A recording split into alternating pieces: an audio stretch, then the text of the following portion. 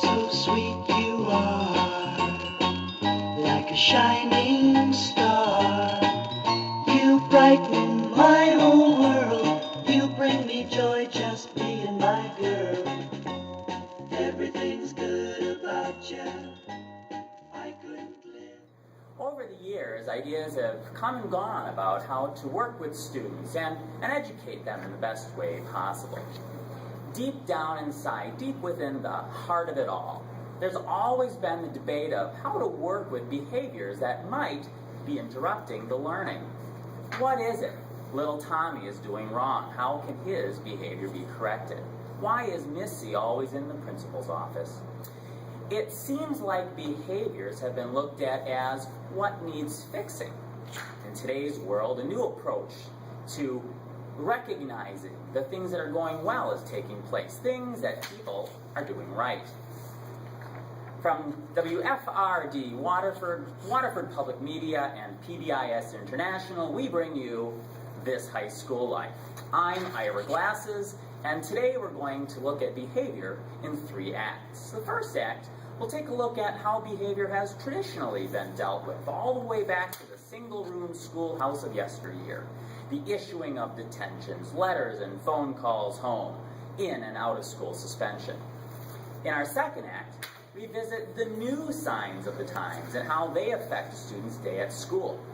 What is it that encourages a student to help a classmate they don't even know, to pick up the books and papers that have been dropped and strewn all over the floor, to reach out and open the door for someone whose arms are filled with papers and binders?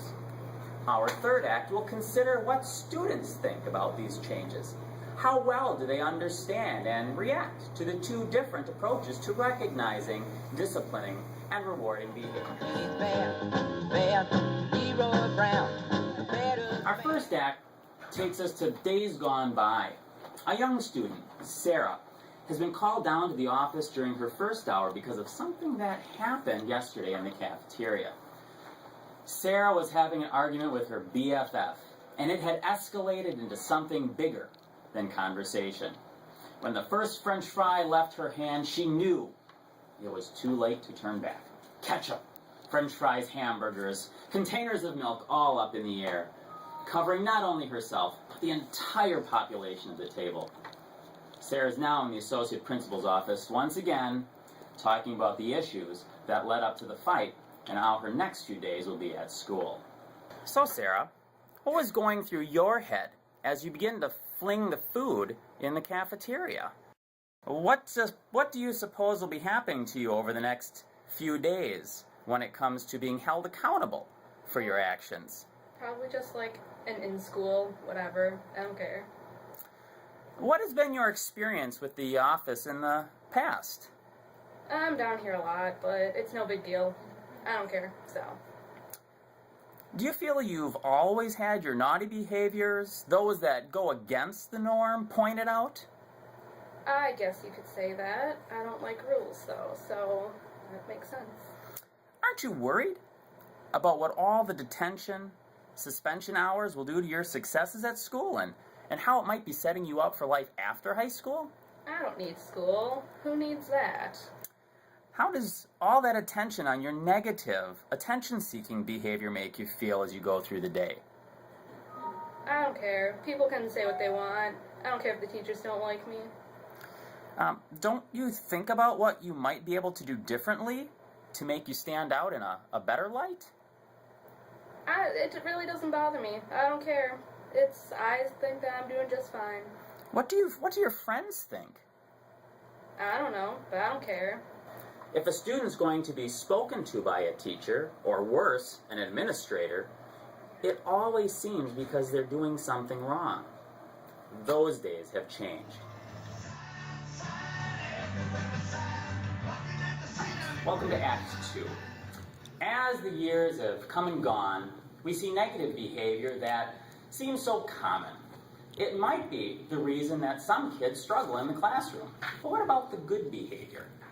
The kids who are in the halls with passes and using appropriate volumes at their proper and expected levels.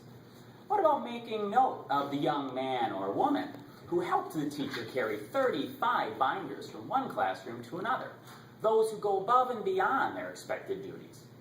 What can be done to encourage those types of behaviors? Signs like these are popping up all over our schools. They are examples of the B statements. These are expectations from the halls of Waterford Union High School, here in Waterford, Wisconsin. The Matrix, not to be confused with that great science fiction film of the late 1990s, is a simple grouping of expectations that community, administration, staff, and students alike came up with to positively remind everyone that enters the building that there are appropriate ways to act.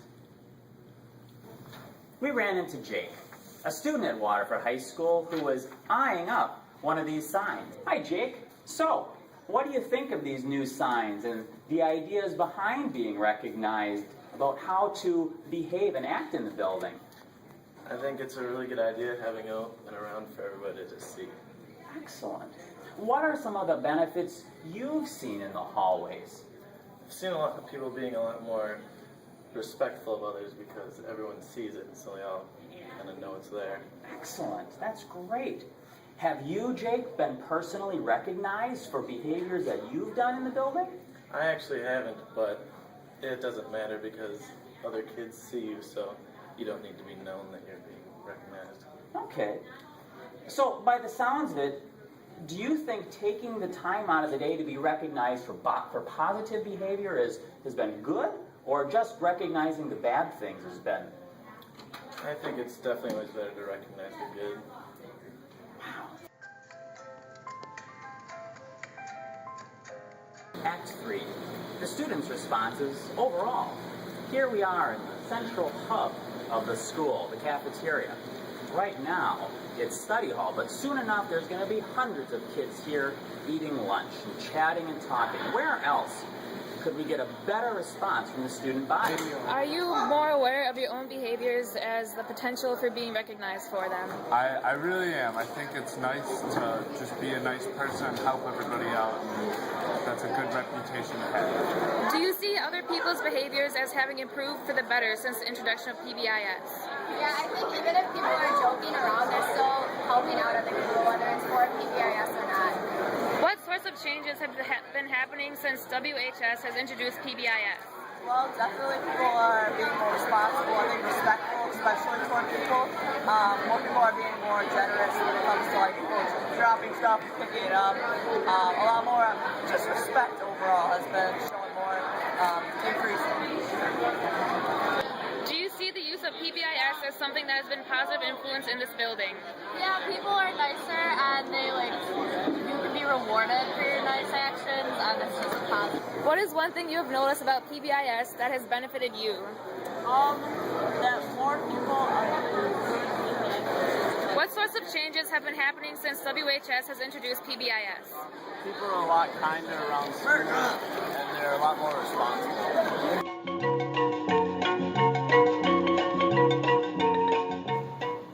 Educational philosophies come and go. New ideas are designed and redeveloped all the time.